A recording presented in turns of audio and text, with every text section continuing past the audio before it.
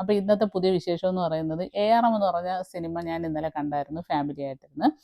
അപ്പോൾ വളരെ നല്ലൊരു സിനിമയായിട്ടാണ് എനിക്ക് തോന്നിയത്. കാര്യം അത് തിയേറ്ററിൽ വന്നപ്പം നമുക്ക് പോകാനുള്ള ബുദ്ധിമുട്ടുണ്ടായിരുന്നു, അത് കാണാനും പറ്റിയില്ല. അതുകൊണ്ട് വളരെ ഒരു നഷ്ടം തോന്നി. കാര്യം തിയേറ്ററിൽ ആ സൗണ്ട് എഫക്റ്റ് ഒക്കെ ആയിട്ട് നമുക്ക് കാണുമ്പോൾ ഉള്ള ആ ഒരു ഫീല് നമ്മൾ കമ്പ്യൂട്ടറിൽ കണ്ടപ്പം കിട്ടിയില്ല. അപ്പം പക്ഷേ സിനിമ അടിപൊളിയാണ്, ഒരു രക്ഷയില്ലാത്ത സിനിമയാണ് കേട്ടോ. 2024 സെപ്റ്റംബറിലാണ് ഇന്ത്യയിൽ ഈ സിനിമ റിലീസായത്. ഈ സിനിമ എടുത്തിരിക്കുന്നത് ജിതിൻ ലാലാണ്. നല്ലൊരു ഡയറക്ടറാണ് അയാൾ. കാര്യം ഈ സിനിമ കാണുമ്പോൾ തന്നെ നമുക്ക് ഒത്തിരി ഇഷ്ടം തോന്നുന്ന ഒരു ഫിലിമായിരുന്നു. ഈ സിനിമയുടെ തുടക്കം നമുക്ക് കേൾക്കുമ്പോൾ അത് മോഹൻലാലിൻ്റെ വോയിസിലാണ് അവർ കൊടുത്തേക്കുന്നത്.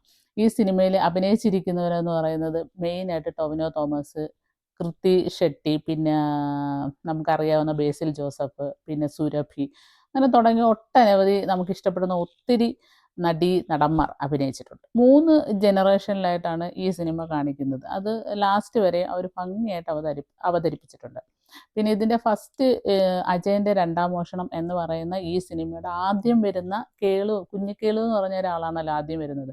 ആദ്യം വരുന്ന ആൾ ഒരു വിളക്കുണ്ട്. ഇതിനകത്ത് മെയിനായിട്ട് ഒരു വിളക്കിനെ ചുറ്റിപ്പറ്റിയിട്ടുള്ള ഒരു കഥയാണ്. ആ വിളക്കുകൊണ്ട് ആ പ്രദേശത്തുണ്ടാകുന്ന സൗഭാഗ്യങ്ങളെ പറ്റിയുള്ള ഒരു കഥയും ആദ്യം നമ്മൾ കേൾക്കുന്നുണ്ട്.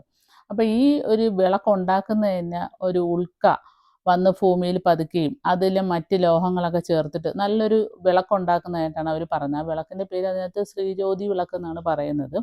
അപ്പം അങ്ങനെയുള്ള ഒരു വിളക്ക് ആ രാജ്യത്തിൻ്റെ തന്നെ സമ്പത്തും എല്ലാം നിലനിർത്തുന്ന, ആ രാജ്യത്തിലെ എല്ലാ ആൾക്കാർക്കും നല്ലത് വരുന്ന ഒരു ഇതായിട്ടാണ് അതിൽ ചിത്രീകരിക്കുന്നത്. പക്ഷേ അതിനകത്ത് ടൊവിനോയുടെ എൻട്രി ഭയങ്കര രസകരമായിട്ടാണ് അതിനകത്ത് നമ്മൾ കാണുന്നത്. കാര്യം അതിലെ വേഷം, ആ ഫസ്റ്റ് വരുന്ന വേഷം തന്നെ, ആ കോസ്റ്റ്യൂം തന്നെ വളരെ രസകരം. ആദ്യത്തെ ജനറേഷനിലുള്ള ആൾ തുടങ്ങി വയ്ക്കുന്ന ഈ കഥ അവസാനിക്കുന്നത് 3ാമത്തെ ജനറേഷനിലാണ്. വളരെ ഭംഗിയായിട്ടാണ് അതിൻ്റെ ക്ലൈമാക്സ് ഒക്കെ ചെയ്തേക്കുന്നത്.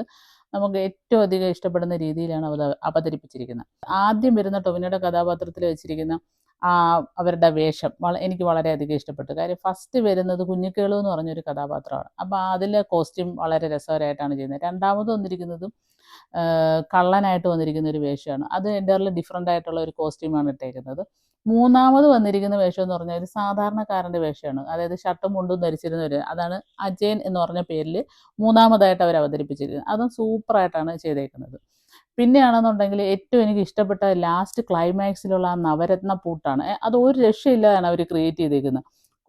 അതായത് 9 നവഗ്രഹങ്ങൾ അടങ്ങിയിട്ടുള്ള ആ പൂട്ട്, അത് നമ്മൾ കാണുമ്പോൾ തന്നെ അതിശയിക്കും. നമ്മൾ അപ്പോഴും ഞാൻ ഓർത്തത് ശ്രീ പത്മനാഭ സ്വാമി ക്ഷേത്രത്തിലെ കാര്യങ്ങളൊക്കെയാണ് ഓർത്തത്. അയ്യോ, ഇതുപോലെയുള്ള നിലവറകളിൽ ഇങ്ങനെയൊക്കെയുള്ള സാധനങ്ങളായിരിക്കുമോ അവർ ചെയ്തു വെച്ചിരിക്കുന്നതെന്ന് ഞാൻ ആലോചിച്ചു പോയി. പിന്നെയെന്ന് പറയുന്നത് എനിക്ക് ഏറ്റവും ഇഷ്ടമുള്ള ഒരു നടിയാണ് ഇതിൽ അഭിനയിച്ചിരിക്കുന്നത്, രോഹിണി എന്ന് പറഞ്ഞ നടി.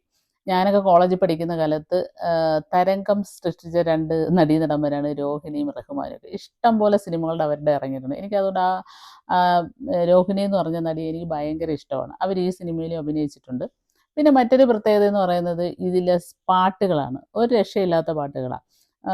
അതും ഈ സിനിമയ്ക്ക് വളരെയധികം പ്രയോജനം ചെയ്തിട്ടുണ്ട്. കാര്യം വൈക്കം വിജയലക്ഷ്മിയുടെ ആ പാട്ടുകൾ ഒരു രക്ഷയില്ലാത്ത പാട്ടുകളാണ്. അപ്പം മറ്റൊരു വീഡിയോ ആയിട്ട് വീണ്ടും കാണാം.